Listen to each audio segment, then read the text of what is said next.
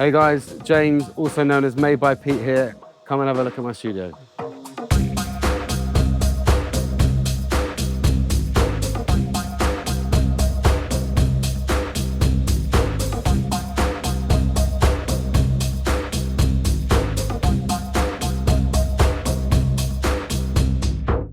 So I guess it's actually quite an interesting time to do a studio tour, because usually my studio looks completely different to this. I kind of reset and rewired the whole studio for rehearsals for my live set. But I mean, all the equipment's still the same, I guess. It's just kind of a different setup. I really wanted to focus on the live performance for the next few months. So I'm going to show you through sort of my board and how I've got it all set up, and talk about the kind of instruments that I'm using for the live show that I'll be working on. And then we'll go through some of my other instruments that I've been using and buying and swapping and sharing for the last sort of 10 years, really.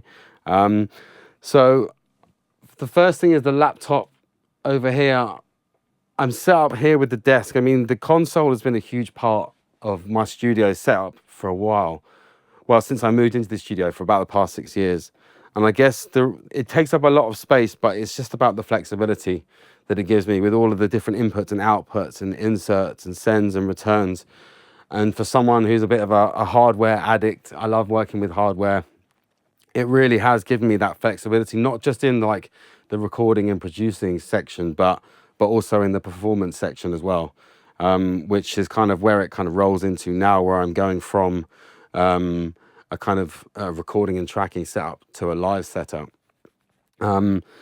So I've got a sound card down here, which is a 48 in, 48 out. It's pre-Sonos. It's nothing special, nothing fancy, nothing too expensive, but it gives me 48 channels in and out from the laptop, which again gives me flexibility for different types of recording setups, whether I want to record individual stems, whether I want to send things out from the laptop, from the computer, and mix on the desk, which I rarely do, because the sound we get in the box in terms of mix, I think is still very good. But for the live performance side of things, it's really valuable. So what I've done for all the tracks that I'm going to be performing live is I've tried to split them into 8 parts. So this side of the console, I've got 16 mono channels, which gives me 8 stereo channels out. And then I've got them all here. So my kick stays here, my drums are here. This is going to be some sort of effect channel. And this is the kind of interesting thing with live, is trying to keep your stems and everything in the same place, right? It's all about muscle memory. And again, that's one of the major things I think with hardware. It's muscle memory. It's like with a MIDI fader, sometimes it can do like 10 different things, right? But when it's like a cutoff knob on an analog filter, that cutoff knob is always going to be there. You can always reach for it really quickly. So muscle memory is another really important thing for me in my studio, because there's so much equipment. Low end comes in here. We've got some melodics here, another second melodic channel, some vocals.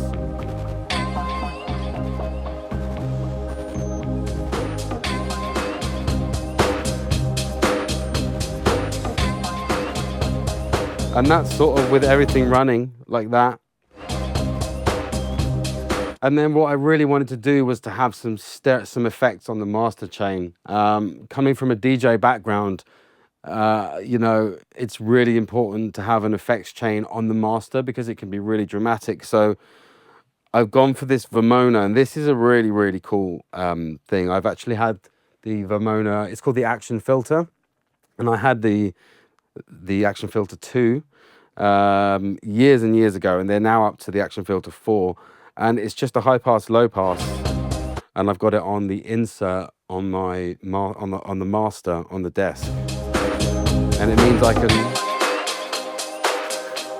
do a nice high cut, do a nice low cut like this, and it gives me full control over the frequency range, and it can make a really dramatic effect. Then after this, in the chain, we've got this Dr. A, which is an amazing amazing effects box. When I first bought this, I was looking for something that had delay and reverb in the same box, because this stuff's expensive, right? So you're just like, I want to get something that's got a delay and a reverb. And I saw this thing pop up. It's It's made by a company called Audio Thingies. It's called Dr. A. Had a really good review on Sound, so I bought it and I've been using it ever since. But I think it's a really small company, so they only made a very small amount of them. And lots of people do ask me about it, and you can't get them anywhere. So I think it's one of the only things in my studio that's like super rare that no one else has got, which is quite nice. But it's a fantastic sounding reverb, mainly, and that comes out on the main master out as well. So I've got a really big reverb for when I want.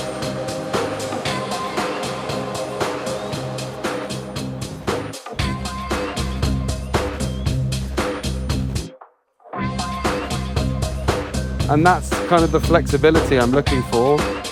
It's still a very new setup, so I'm still kind of working with it. I've only just sort of set this up now, and so I'll be sort of tweaking it and working on different ways of how it can all work. But I guess the kind of feeling is just try and make it as hands-on as possible. The other one thing I've got here that's not on the master, which is on a send, is this Zen Delay by Ninja Tune. Well, not by Ninja Tune actually. Well, yeah, it's Ninja Tune and it's Erica Synth, so it's like a combination of the two. This is the only thing that in my studio that I've actually bought, sold, and then bought again recently. I sold it originally because I wasn't that keen on the sound. As a delay, it wasn't like a beautiful delay. When I was looking for a delay, I was looking for like that really lush delay from the synth, and it wasn't that, because it's got, you know, some built-in drive and it's got a filter. But what it does have, which is amazing, is this really wide range on the feedback.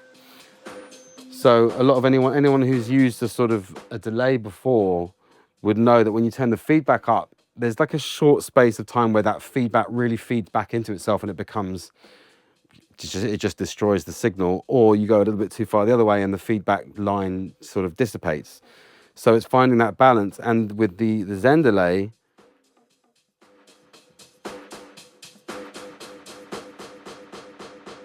I can just leave the feedback there and it just sort of stays there. There's quite a wide range. You can see that I'm quite high up on the feedback here, but it's not overdoing it. Eventually it will. But even if I pull it back to here,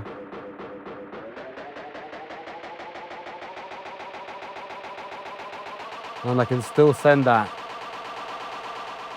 into the reverb.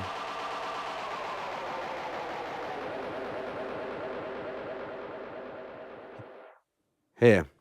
So it gives me really good flexibility. One for a really cool effect. It's on one of my sends, so that was the drum channel that I sent to it, but I can send something else to it. The melodics on the reverb I can send to it.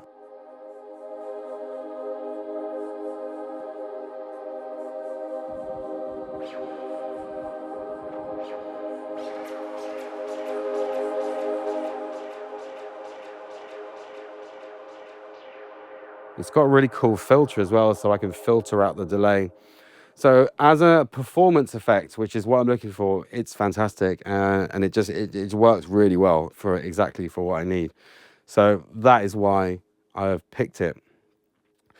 Moving on to this side of the setup, which is kind of the final piece, I guess. This is the RD9 obviously is the recreation of the famous Roland 909. I mean, it's my only drum machine. You know what? I've never been that big on drum machines. I've always done drums in the box, but I bought this because it's relatively cheap. So I just thought I'd start with it, and maybe I'll get something more expensive. But I mean, I can snare rolls, effects, that kind of thing. I haven't, again, still quite of a new setup, so I'm still trying to work out how I'm going to incorporate the drum machine and the stems. Maybe it's going to be something that's going to link between the two. Maybe it's going to be something that I can use for spontaneous live performance as well. It's like, I think this is the interesting thing from going from DJ to live. It's like that transition between tracks. As a DJ, it's very seamless. You mix one record to another. And when you're playing live, it's kind of like, how can I transition? Does it mix? Does it fade out? Does it blend? Does something happen in between? And having a drum machine It's quite a simple drum machine. I don't think I want anything that's too crazy. I just want to be able to bring in some classic sounds and mix them in. So at the moment it's the RD9. It might change, but yeah, we'll see for that. But I've got 4 channels, so the main output I think is here. Still got that feedback loop, right? I don't think the feedback loop lasts forever. So basically everything out of the RD9, that's the master, and then I've got the clap on its own channel. I've got the snare on its own channel for a snare roll, and I've got the hi-hats, because I think they're going to be the ones that I'm going to be using most, because the kick, not in time. That's another thing that I haven't set up properly yet, is the MIDI. So how is the MIDI going to talk from the laptop to the synths? It's going to be done via these Kenton things. I don't know if you can see that, but there's various MIDI boxes. But that's kind of the final piece of the puzzle in terms of the setup. And the last thing is this beautiful synth, the Nina by Melbourne Instruments. Something quite unique about this.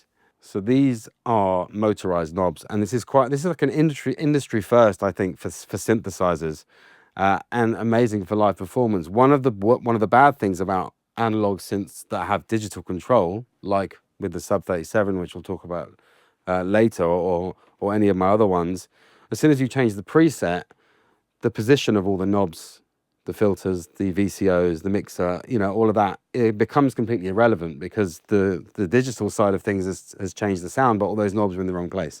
So when you look at it, you do not get a picture of the actual sound that's coming out of it. And that's why, one of the reasons why I've gone for the Nina. I think it's quite revolutionary. I think they're like, the knobs are, it's like they're like drone things or something. Anyway, they will, whenever you change preset, so if I can change different presets, you can see here, as I change things over, these knobs will just flip into position. I can get an instant visual representation of what's going on. So that's one of the main reasons why I've picked this.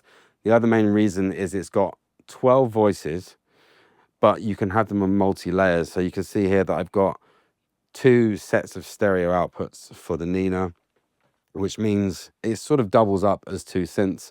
I can have one sort of mono synth voice doing a bass line on one layer coming out of this side, and then I can have, and I can select, that could be a 1 voice thing, or it could be a 10 voice thing. I can choose the voices between layers.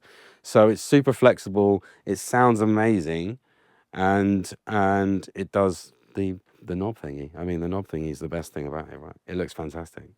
So yeah, that's sort of my live setup. It's still evolving. Traveling with this is going to be quite tricky, but I'm loving just the flexibility and the hands-on performance of that. I think it's really exciting. So I'm looking forward to taking it on the road and sharing it with you lot. The Moog Matriarch. This, I don't know, I had this like 3 years, and I think I think I can call it my favorite synth. It's really simple because it's fully analog, and that means that whatever you see on the knobs, that's the sound that's coming out. So it's really easy to work out what's happening. I've used it for so many different things, and it's my go-to synth really for everything. And I definitely recommend it. If you're looking for an instrument that sounds great out of the box without touching it. It's semi-modular, of course, so you can play around and start sort of reordering and reworking the architecture, but just out the box, without changing, without plugging a single thing in, it's just got that fantastic tone. I use it, in fact, the first release from my album, Loved You Most, the club version, pretty much all of the main sounds were made with this synth. Just the lead with the mono synth was very simple, very plucky. The envelopes are really great. You can get really plucky with those. And obviously, it being a Moog or a Moog, you got that heavy low end, which just sounds beautiful. So yeah, I'm using it for bass, I'm using it for lead. The most amazing thing about it is it's paraphonic, right? So we've got 4 oscillators here, which means you can play chords. But the interesting thing about it is that it's this mixer. This mixer, it distorts in a way that is really interesting. So let's just get these all on triangle waves. So quite a sort of a tame wave. Oh.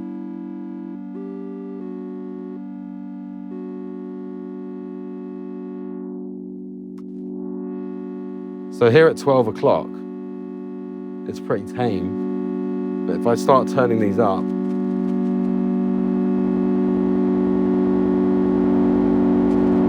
you hear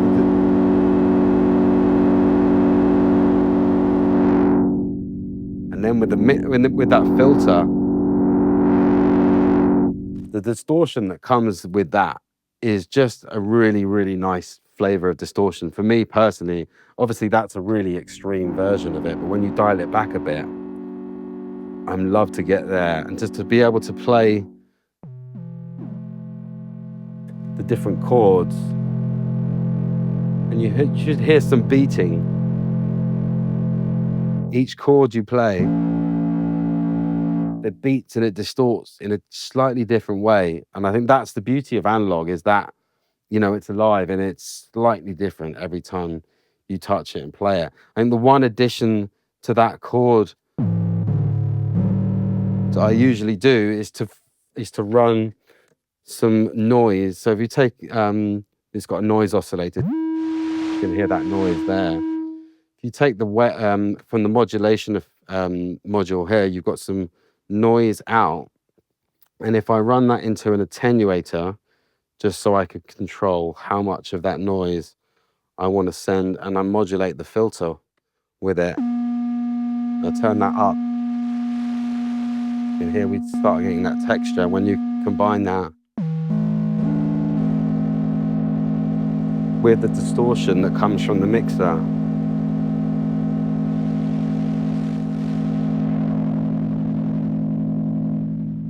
you're in synth heaven for me. Anyway, that's it. Just sounds amazing to me. I've used it on so many of my tracks. Mono synth, not really a polysynth, but for chords, it's almost organ-like. But imagine an organ that's been like left in a, I don't know, like in a basement for like 10 years, and you just pulled it back out again. It just sounds so good. And obviously it's connected here, like in close proximity with my small Eurorack selection, Eurocrack as we call it, right? It's very addictive. The guys at Audiotent, you guys, you know a lot more about it than me. I mean, you guys have got walls and walls of it. I like to keep quite a small section going. I think I love the flexibility that it offers, but in terms of its practicality for what I do, making songs, getting them made, getting them finished, I think this is why I have this very small setup, and it's quite specific. On the odd occasion that I get the time to spend to sit and noodle, I'll create something amazing, which I really do love, but I don't get that time enough as I'd like to. But in terms of practicalities, I mean, like the Erica Synth Black sequencer, and that is, I think, my only sequencer in the rack at the moment, and that is a very simple, step sequencer. It does what you need it to do in terms of sequencing sort of lead lines or drum rhythms. This is the steady state gate, which is like a low pass gate, which creates very plucky sort of rhythmic percussive sounds. We've got the IntelliGel Plonk, which is sort of a modeling drum synth, lots of different drum sounds, percussive sounds, hi-hats, timbres, some really cool bass sounds, actually. There's a track on my album called Carnival Sky with Thomas Gandy, and the bass line in that came from Plonk, which sounds really, really cool. I've got a quantizer here. I've got a navigator here. This isn't even plugged in. This is the newest thing that I bought that I haven't quite got to use yet, but it sort of controls CV in various different interesting ways. The voltage block is the thing that I've been using most, and I love this CV control. It's got eight different outputs, and so it pairs really well with the harmonic oscillator from Verbos, sending the different voltages out into the different inputs here and controlling the different layers of the wave here, because it's a harmonic scan. So if you think of like a sawtooth wave, to have like lower harmonics and upper harmonics that create the whole tone and the whole sound. And you can kind of remove, bring in and take away different types of harmonics here. So it's really flexible. These two, because these have 8 inputs and that has 8 outputs, they pair really well together. But the voltage block I also use a lot to control modulation source from the Moog, the Matriarch. So these kind of pair really well together. Batumi, classic for LFOs. The Freak by Volt this is a stereo filter, and it's a digital one. It's got various different modes that it can emulate. You've got your 303s, you've got your Moog filters, you've got your Steiner Parkers, then you've got some different kind of phasing. It's a very good, very flexible filter. If you've only got one filter in your rack, which I believe I do, it's a really good one to have. You've got some really good drive as well and saturation. Praga, this is a mixer. It's a really useful mixer because it's got, I think when you're looking into a mixer, into Eurorack, like everything, right, there's so many different options, and it's the kind of working out what you need. And I wanted one that had control CV over pan, so I can control the panning with CV, and it also has stereo sends and returns. So my C legs here by Intelligel, which is my main delay, which also kind of has a reverb built into it. It's a really deep machine, but that is set to on the send. So rather than having to repatch it each time, anytime I want to send something to the delay, I can just go into the mixer and then use these send knobs. I think that's the pan. I think this is the send to one side and that to the other, and it will go in. The main brain is coming in from here. This is the MIDI in. So what happens from when I have my studio set up for writing, I take a MIDI clock out of Logic and send it into here. So Logic becomes the clock. The MIDI clock is then converts the MIDI clock to an analog clock, which goes into PAMs. And then that sends out various different gates. So that helps me to synchronize the Eurorack system with what is coming out of my computer and in the box, which is really important, because that's how they combine together. You know, I'm doing a lot of work in the box as well. So having them both working really well together. The last little thing here, this little DFAM. So I have got this Moog DFAM. I'll just grab it here. This, if you've ever had a chance to play with this, the drummer from another mother, semi-modular analog percussion synthesizer, is a weird little thing. It creates some amazing sounds. It's great for rhythmic stuff, but it doesn't have a MIDI in. So synchronizing it is a bit of a pain, unless you've got some sort of way of converting a MIDI clock to an analog clock. So that happens here. And then I have this simple output here, which I can run into the trigger input, I believe, and it synchronizes the sequencer. I mean, you can take the side panels off this and stick it into a Eurorack system. It's a great sounding synth. Really cool for live, actually. I might try and incorporate it into my live show, but that is how I keep it all in time, and I keep it all synced up. And I think once you understand how to sync everything up, it's just a question of patching and playing and enjoying and working out the modules that are for you, which is the hardest thing because there's millions. This is the Moog Subsequent 37. I think you'll see this in most studios. I think it's such a popular synth. It was the first hardware synth that I ever bought, and I actually bought it to use as the MIDI controller for Omnisphere. When I was in the box mainly, Omnisphere was my first sort of go-to digital synth, and it's obviously still an amazing digital synth. And they brought out a new version of the software that allowed you to control it with hardware. So I bought the Subsequent 37 to control a software synth. Finally, after a few years, I realized that it was an amazing sounding analog synth, and it's been in my studio ever since. I've never sold it, never dreamt of selling it. I just, you know, again, really easy to use, great sounding synth, works for top end, works for bottom end. It's paraphonic, so we've got two oscillators. Sorry, it's duophonic, not paraphonic. But you'll see here as I switch parameters, different sounds, but none of the knobs are moving, which is kind of illustrating what I was saying before about the Nina and why having something these kind of rotary knobs that change and move as you change the presets is a really valuable thing. So I hope other synth manufacturers start putting them on, because certainly for live it's really good. But yeah, Moog Subsequent 37. I mean, you know, there's stuff online about it, but it's one of the best out there, and I just think it looks really cool as well, which is obviously like the most important thing when it comes to buying synths. As we move on, we'll go to top layer. This is the Keylab. This is just my main MIDI controller, Arturia. It sits on my keyboard tray under my desk here, which is just my main thing for triggering samples and stuff when I'm using that. The APC Mark 40. This is a controller for Ableton. I guess I'm going to plan to use this for when I play live and I'm traveling and I can't take my massive console. This will then become the controller for my Ableton setup. So it'll be a much more sort of compact version of my live set.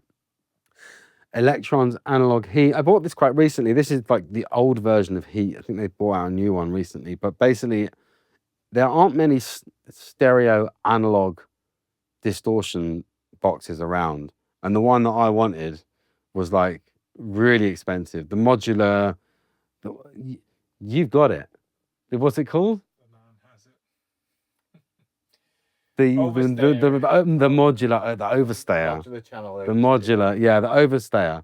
I wanted the Overstayer, the Modular channel strip, but I couldn't quite afford it. So this is, for me, the next best one. Not quite the next best thing, but it gives you analog distortion, which is what I wanted, and it's stereo, so it can work on my mix bus, and it can also maybe be the end of chain for my live show as well. So that's what that's doing. Down here, we've already talked about the DFAM. We've got the Syncussion here as well. This is the Behringer. I think this is a clone of like an old Pearl. I think Pearl were the first to make a Syncussion.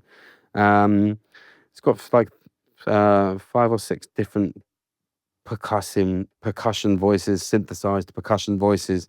It's quite interesting. Used it a few times. I use it for effects quite a lot, and you've sort of got there's basically 2 copies of the same thing. It's a cool percussion module. You can use it for melodic things as well. At the back here, sitting lonely is this little the Acid, the 303 clone. I just don't like the sequencer. Some people love it, some people hate it. Whenever I use it, I plug in MIDI, and I just go the easy way because I can't be bothered to pull up the manual and work out how to use it. But it does sound great, you know. I mean, I've never had a real Roland 303, so I can't say if it sounds as good. But I used it on my track on my album, which is called Ripper. So have a listen to that, and if you think it sounds good, then it sounds good. These are my pedals, yeah. So running through quickly, we've got, this is just an amp. This is one of the Universal Audio Dream amp simulator, Dimension C stereo chorus effect, a phaser. This is, I think, a phaser as well. Or maybe it's another chorus. I think that's a small chorus, but that's a mono chorus, and that's a stereo chorus. Swollen Pickle, what a name for a pedal that is. That is a hardcore fuzz pedal. And we've got Love Beams, another great mono. This is a mono delay, but the Freak Out is the one. This thing is basically emulates what you would get from guitar feedback. So you know that massive sound you get when the guitarist stands next to a huge PA system and they get that huge feedback. I can't really get that in here. So when I ever want feedback, it's really, really cool. You can choose whether you want to have sort of upper fifths or lower harmonics or upper harmonics, and you just stand on it and you get some pretty authentic sounding feedback, guitar feedback. One of the tracks again on my album, it is called Law of the Serpentine. there's a guitar feedback sound that's quite prevalent at the beginning of that track, and it was made using this. So that's a really cool pedal. That's one of the coolest. What else? The last thing to show you, I guess, is my cameras, right? I do a lot of work in the studio filming. This was the first one I bought, was a Sony A7 III, and it's got a nice Sigma lens on it.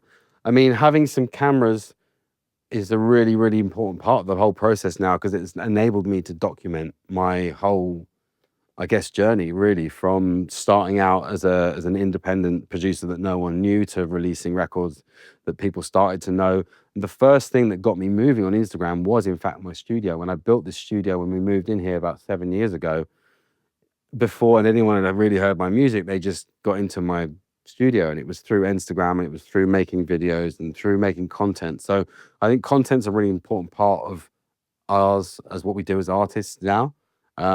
So having some good cameras, I've got one here, that's kind of my main one. I've got this one, which is another Sony, which has got slightly wider lens.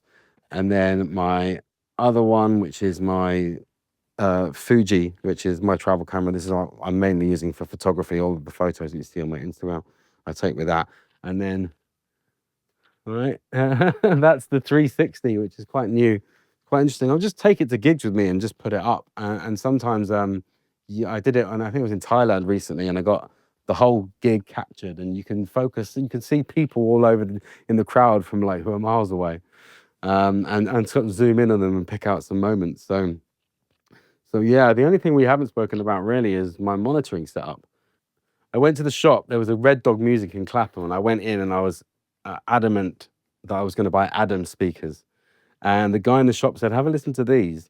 They're made by the same guy who made the Adam speakers, but he started his own company. He's called them Eve." I was like, "That is brilliant." And I listened to them, and they sounded great. I bought the 2-ways at the time, and then when I moved into this studio, I bought the 3-ways. The SC307s, they're not the most expensive, but I've got used to them, and that's one thing I think that you should try your best not to change in any studio. Just don't change your speakers. Once you understand how they sound in that room, I think you're best to leave them. The best time to change your speakers is when you're changing a room. And another thing that I use a lot is my Neumann microphone, TLM 102, I think it is. Someone once asked me what's the most important thing that the most important piece of technology for music. And most people said laptop, but I think the microphone pretty much is the most important thing, right? Because imagine a world where we didn't have a microphone, we couldn't capture the voices of all the famous singers gone by. So having a really good microphone in the studio is really important. I use it for my voice, I use it for percussion, and I use it for just about everything, really. Some field recording, it's really cool. It sort of picks up a lot of top end.